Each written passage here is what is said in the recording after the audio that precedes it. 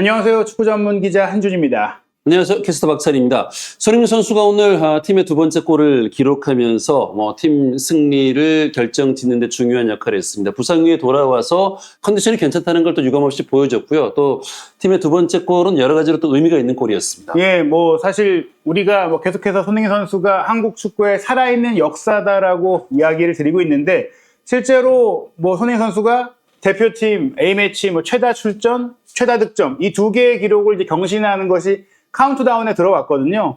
사실 지난 10월 A매치에서도 만약에 부상으로 쉬지 않았다면은 달성할 수 있었던 기록이 바로 50호 골 득점인데, 네. 이날 이제 전반 19분에 페널티킥으로 이제 성공을 시켰어요. 하지만 페널티킥이라고 해서 결코 뭔가 만들어준 이 기록을 쌓아주기 위해 그렇게 주어진 기회가 아니라 본인이 얻어냈던 페널티킥이기도 하고, 또 본인이 성공하는 과정도 굉장히 그 마무리 기술이 대단했던 것뿐 아니라, 사실 그 플레이의 설계 자체, 우리가 이 손흥민 선수가 가지고 있는 돌파력, 슈팅력 이런 기술적인 부분도 있지만은 베테랑으로서 또 축구 지능이 뛰어난 노련한 선수로서 그라운드 위에서 본인이 공을 소유하고 있지 않을 때 미치는 영향력을 분명히 오늘 경기에서 확인을 했거든요. 네. 분명히 후반전에 들어와서 좋은 모습을 보이면서 또 득점을 올렸던 배준호 선수의 재능이라든지 그 외에 많은 우리 대표팀에 들어올 수 있는 이선 자원들, 손흥민의 후계자를 꿈꾸는 많은 선수들이 있지만, 아직 그 선수들이 아무리 좋은 능력을 갖고 있다고 해도 보여줄 수 없는 경험을 통해서 경기 전체를 아우르고 또 경기를 설계할 수 있는 능력, 전 그것이 빛난 게 바로 이번 50호 골이었다고 생각을 합니다. 그래서 네. 이번 시간에는 손흥민 선수의 이 50호 골 득점의 세부 디테일, 어떻게 이 득점이 나올 수 있었는지를 살펴볼 텐데, 먼저 이 기록의 의미는 역시 50호 골이라는 게 우리 대표팀 역사상 두 번째로 많은 득점이에요. 그렇습니다. 통산 50호 골로 A매치 득점 공동 2위에 오른 손흥민 선수인데, 이제 차범근 선수의 58골에 이제 8골 차로 다가선 거죠. 예, 이제 올해 A매치가 11월 19일 팔레스타인과의 한 경기만 남긴 했는데, 그 경기에서도 득점을 할 가능성이 충분히 있고요. 네. 지금 우리 대한축구협회뿐 아니라 토스넘 공식 홈페이지와 채널에서도 이 손흥민 선수의 국가대표 50호 골을 굉장히 크게 이제 이야기를 하면서 소개하고 있는데, 저는 내년이면은 충분히 이제 월드컵 본선이 열리기 전이죠. 본선이 열리기 전에 충분히 차범근 전 선수의 기록을 따라잡을 수 있고, 그리고 아마도 제 개인적인 전망으로는 2026 북중미 월드컵 본선 즈음에는 60호 골도 좀 노리면서 본인의 커리어에 좀 대미를 장식하지 않을까. 차범근 감독의 기록을 넘어서서 이제 독보적인 A매치, 대한민국 대표팀 A매치 최다골 기록을 스스로 경신해 나갈 것이다, 이렇게 보시는 거군요. 예, 전 장기적으로 저는 손흥민 선수의 개인적인 열망과 의지를 생각한다면,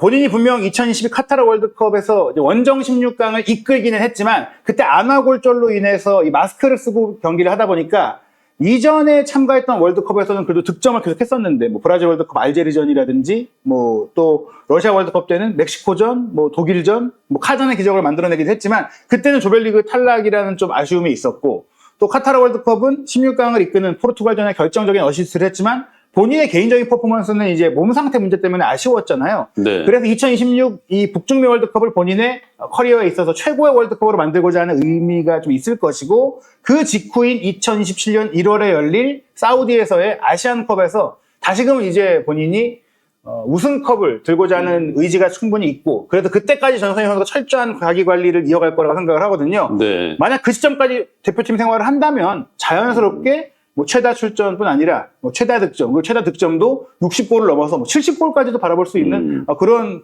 흐름이다라고 생각을 하는데요. 네. 그렇게 말씀드리는 이유가, 사실 손흥민 선수가 대표팀 커리어 초기에는 그렇게 많은 골을 몰아치던 상황은 아니었어요. 그런데 굉장히 많은 골이 지난 2년 사이에 좀 나오고 있다. 사실 10월 A매치를 휴식하면서 건너뛰긴 했는데, 9월 A매치 때 우리가 오만 원정에서 3대1로 이길 때 손흥민 선수가 1골 2도움의 원맨쇼를 펼쳤었잖아요.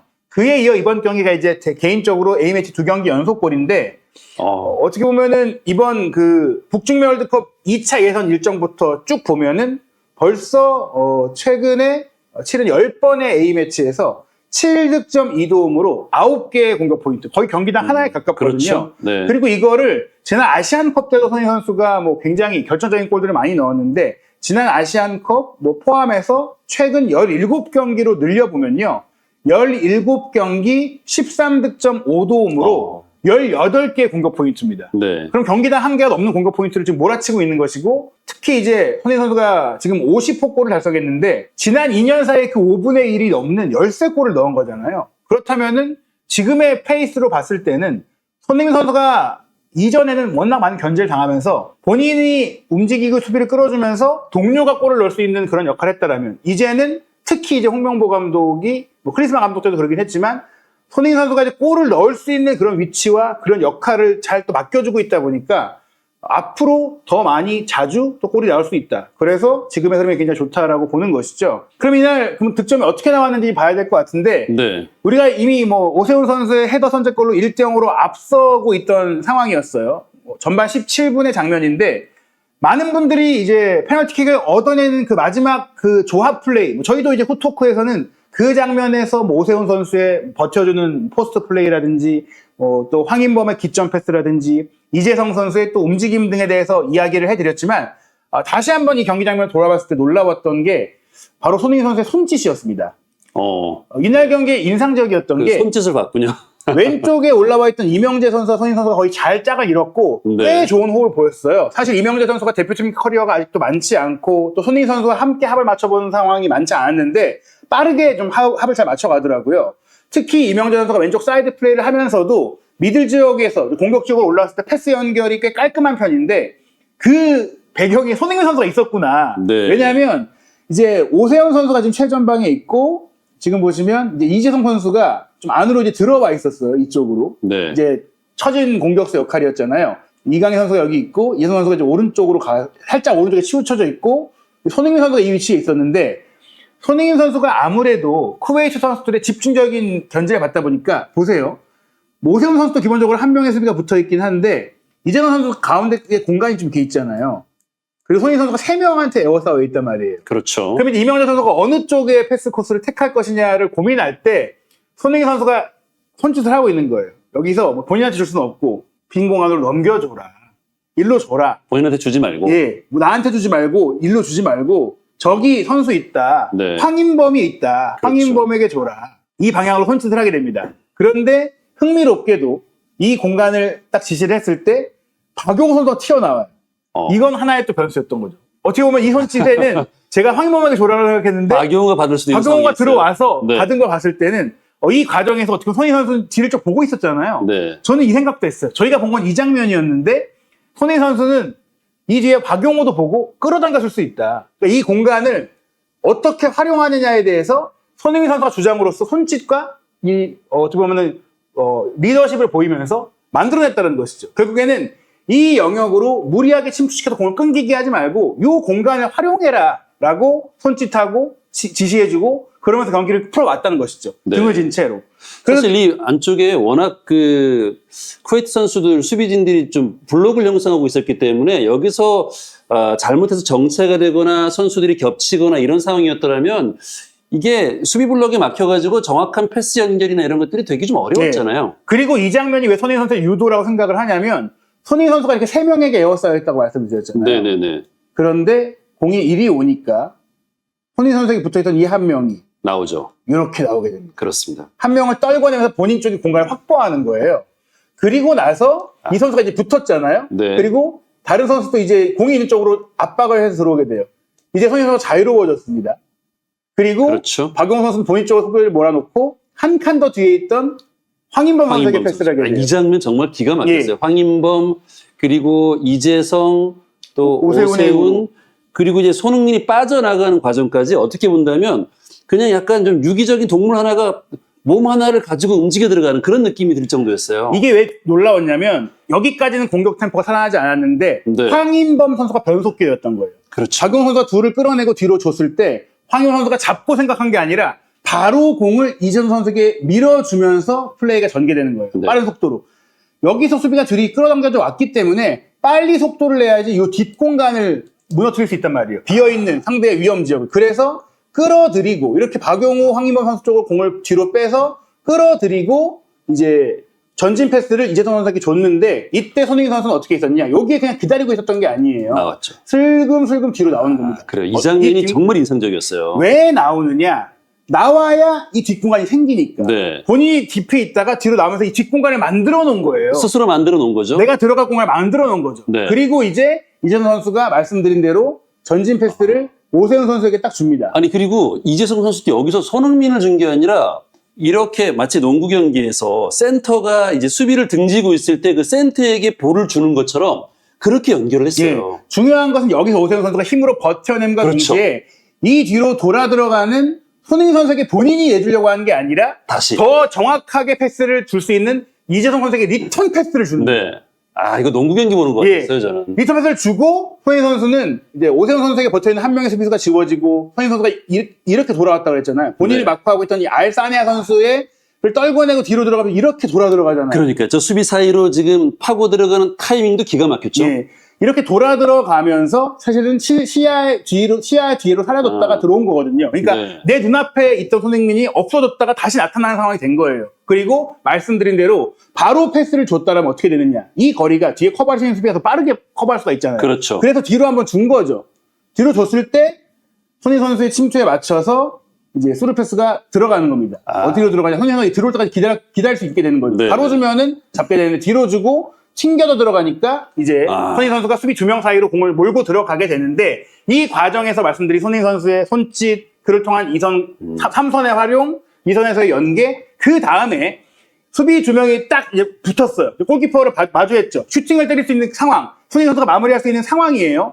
이 상황에서 이제 왼쪽에 이 수비수 알사네아가 오른쪽에 있던 오른쪽 풀백인 이제 알사네아의 태클에 손흥민 선수가 걸려 넘어지게 되잖아요. 그렇죠. 근데 여기서 자칫 잘못하면 뭐 이게 너 일부러 넘어진 거 아니냐, 시뮬레이션 액션이 될 수도 있고, 혹은 공을 먼저 건드리고 태클이 들어갔다면 공을 처리한 다음에 후속 동작이었다, 파울이 아니다라고도 할 수 있는데, 그것까지 계산한 손흥민 선수의 스텝이 정말 중요했습니다. 네. 어떤 스텝이었냐 보세요. 공이 왔을 때는 어떻게 잡아놓느냐. 이렇게 들어간 거죠. 예, 공이 왔을 때 오른발이고. 스텝을 하면서 오른발로 네. 상대 수비에 태클이 들어왔을 때 공을 건드릴 수 없도록 오른발로 오른쪽으로 툭 공을 빼내는 그렇죠. 거예요. 왼쪽에 벽을 만들죠. 예, 빼내면서 그가 아무리 좋은 태클을 해도 공을 건드릴 수 없게 네. 공을 이쪽으로 뺀 겁니다. 물론 뺀과 동시에 슈팅도 할 수 있는 각도가 될 수 있는데, 이렇게 빼내지 않았다면, 일로 그냥 치고 들어갔다면, 예를 들어 슈팅하려고 툭 앞으로 섰다면 이 수비가 네. 더 빠르게 차단할 수도 있고 몸을 던져서 막을 수가 있고 공을 건드릴 수도 있는데, 무리하게 슈팅 시도를 하는 게 아니라 본인이 태클이 올 거라는 위협감을 느낄 수 있었고, 그렇죠. 움직임을 느낄 수 있었고, 특히 오늘 이 알사네아 선수가 굉장히 의욕이 의욕적으로 넘쳤죠. 움직였죠. 네. 그럼 달려든다. 그걸 이용해서 본인이 약간 템포를 죽이면서 태클을 유도했다. 이게 만약에 손흥민 선수 여기서 볼을 오른쪽으로 이 알센의 태클을 피하기 위해서 오른쪽으로 좀 더 깊게 쳤더라면 오른쪽에 있던 저 4번의 칼레드 에브라임 선수의 발에 또 걸렸을 거예요. 그렇죠. 너무 길게 치면 걸릴 수 있고 여기로 치고 들어갔다면 태클에 막힐 수가 있기 그렇죠. 때문에 이어서 템포를 죽이면서 태클을 기다린 거죠. 태클을 끌어들인 거죠. 그래서 결국 어떻게 됐느냐? 공을 일로 옮겨놨을 때 태클이 다리를 걸어 넘어뜨리며 페널티킥이 선언됐다. 즉 손흥민 선수가 손짓으로 패스 궤적도 유도하고 수비 뒤로 사라졌다가 블라인드 사이드로 갔다가 들어오는 움직임부터 또 연결 과정 속에서 적절하게 들어가서 그리고 잡고 공을 그렇습니다. 세밀하게 터치하는 것까지. 네. 이게 총체적인 축구 지능이에요. 이 장면은 저는 오늘 이 손흥민 선수가 결국은 방점을 찍었잖아요. 본인이 저거를 사실 이재성 선수가 그 찔러주는 패스 연결 오세훈에게 주고 그거를 지체하지 않고 또 바로 줬어요. 그러니까 이재성의 패스도 굉장히 퀄리티 높은 패스였는데 이걸 살려준 게 손흥민이었어요. 만약에 손흥민이 아니었더라면 저 이재성의 패스도 빛나지 않았을 거라는 생각이 들어요. 그렇죠. 여기서 무리하게 바로 슈팅이 간다거나 네. 볼터치가 좀 뺏겼더라면. 쳤다거나 길게 쳤다거나 어느 하나 이게 기술적으로 부족했다라면 이 좁은 공간, 이 많은 선수들 사이에서 이 정말 좁은 틈 사이를 빠져나가면서 골 기회를 만들기가 어려웠을 거라는 네. 것이죠. 무엇보다 시작부터 상대 밀집 수비를 어떻게 풀어갈지를 손흥민 선수가 저리줘라, 그리고 나서 본인이 움직여 들어가면서 끊임없이 움직이는 것. 즉 상대가 블록을 만들고 있고 지키고 있고 공간을 안 준 상태에서 그 공간을 만들어야 되는 과정에 어떻게 해야 되느냐. 공은 어디로 가야 되고 어디로 우리를 움직여야 되고 얼마나 많은 선수들이 관여해야 되느냐. 단지 오세훈이 버텨줘서, 단지 이재성이 잘 줘서가 아니라 박용우 갑자기 튀어올라와서 연결해주면서 수비를 글로 유인하고, 그 다음에 황인범.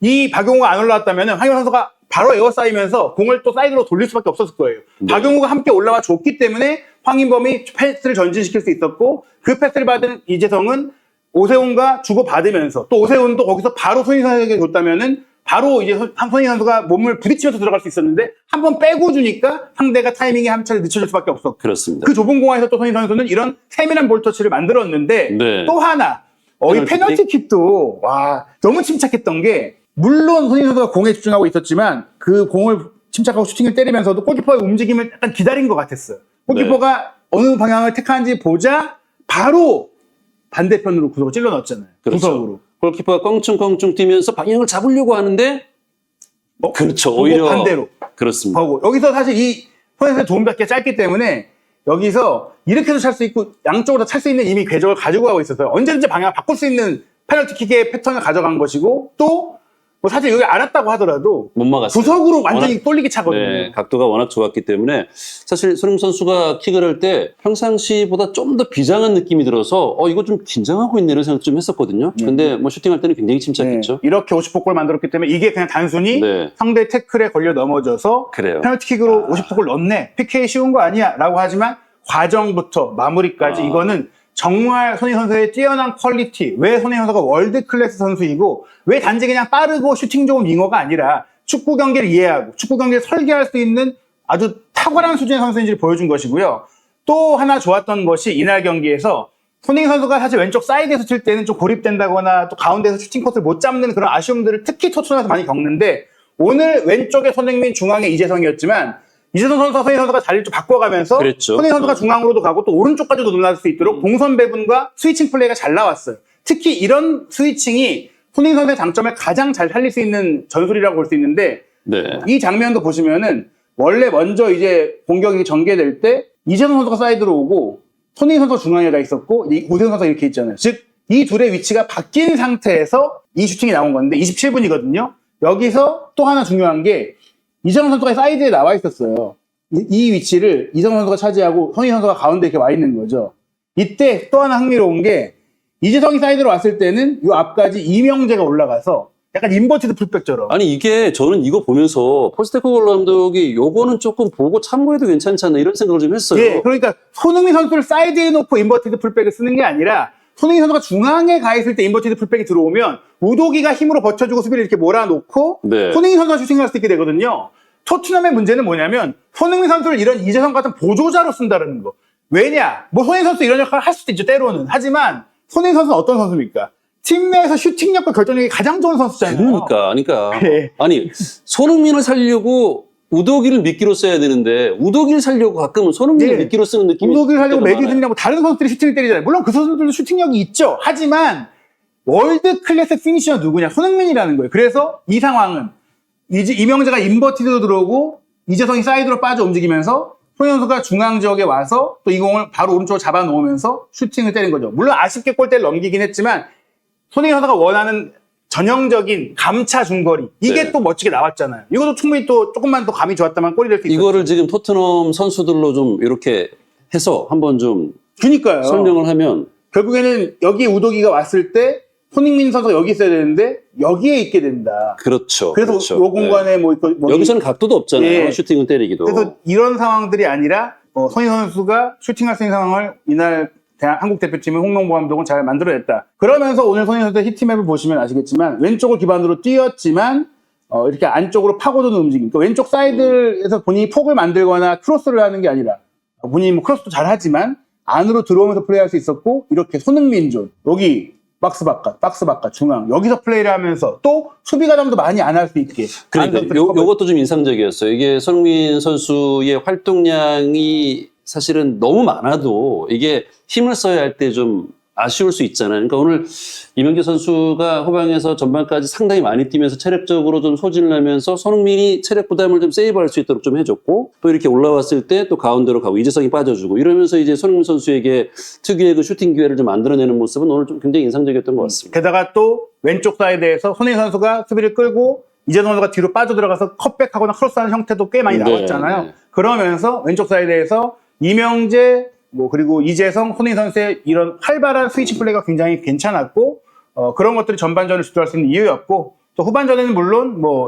두 선수 모두 손흥민, 이명재를 빼주고 배준호, 이채석이 들어왔는데 아무래도 이병현 선수가 조금 체력적으로 힘들었던 면이 있고 또 손흥민 선수는 아무래도 부상에서 회복을 했기 때문에 좀 관리해줄 필요가 있다 보니까 이 자리에 또 이미 경기를 꽤 주도하고 있었으니까 어린 선수들을 네. 투입했던 건데 흥미로운 것은 2대1로 사실 추격골을 좀 허용하면서 아슬아슬한 상황임에도 홍명보 감독이 애초에 계획했던 대로 손흥민 선수를 딱 그 준비한 시간만 썼고 그와 더불어서 손흥민 선수의 뒤를 많이 커버해주는 이병헌 선수가 지쳤기 때문에 또 과감하게 새로 발탁한 이채석 선수를 투입할 정도였으니까 또 그러면서도 그 들어간 배준호 선수가 골을 넣어서 3대1로 이겼기 때문에 이날 경기는 물론 뭐 추격골을 내줬고 상대가 골대를 강타하는 세트피스의 공격 기회도 있었기 때문에 뭐 모든 면에서 좋았다 완벽했다라고 할 수는 없어도 그래도 굉장히 좋은 평가를 줄 수 있는 경기였다. 네, 좀 강단 있게 좀 플랜대로 진행한 모습은 또 굉장히 인상적인 것 같아요. 사실 2대1 되고 이랬을 때 이게 뭐 이태석 그리고 뭐 이렇게 데뷔전을 치르게 만들기가 쉽지 않았을 거예요. 그렇죠. 네. 그런 상황에서도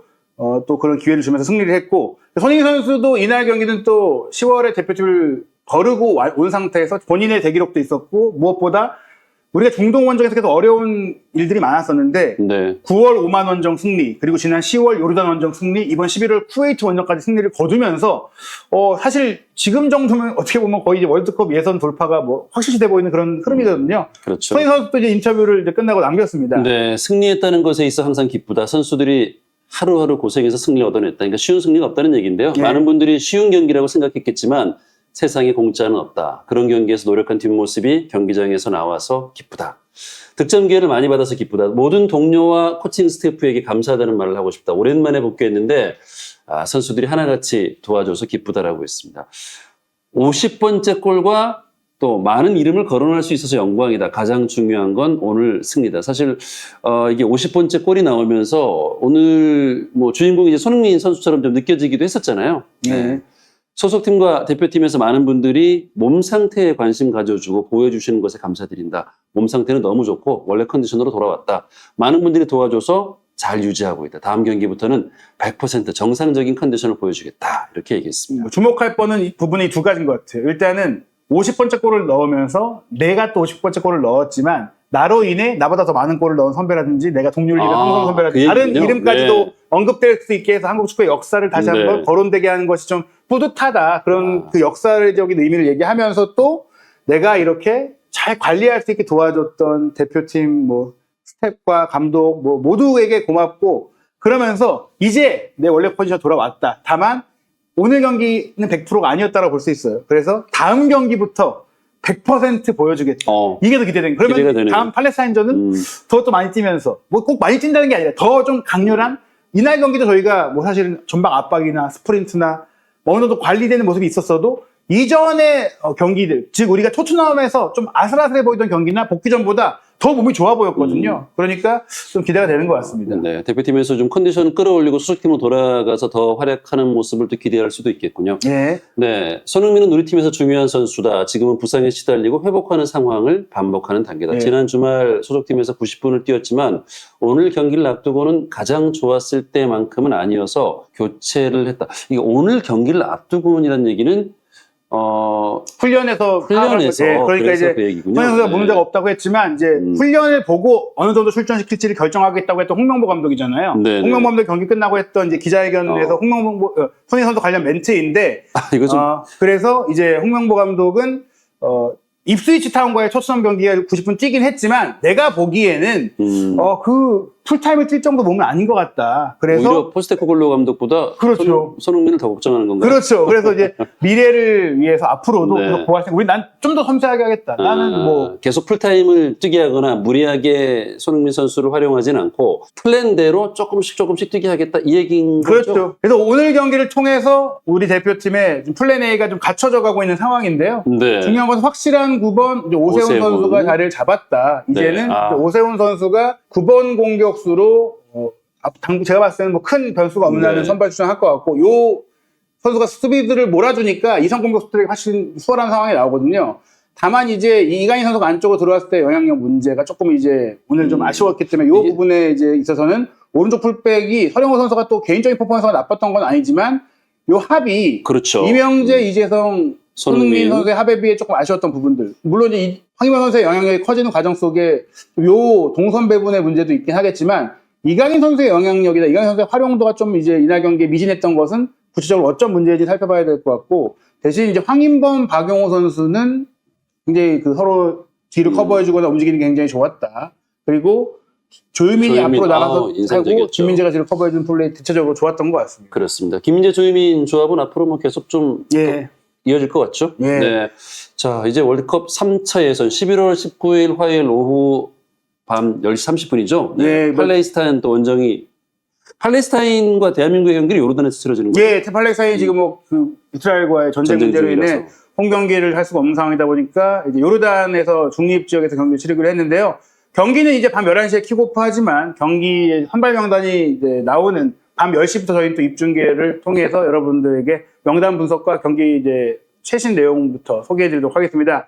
계속해서 한준TV는 여러분과 함께 호흡하는 실시간 소통 방송뿐 아니라 정밀한 전술 분석 그리고 해외 반응, 다양한 이야기 준비하고 있으니까요. 또 직접 취재한 정보들도 소개해드릴 예정입니다. 계속해서 한준TV의 월드컵 예선전 분석 영상 또 이어질 홍명보 감독과의 인터뷰 내용 분석도 확인해 주시기 바랍니다.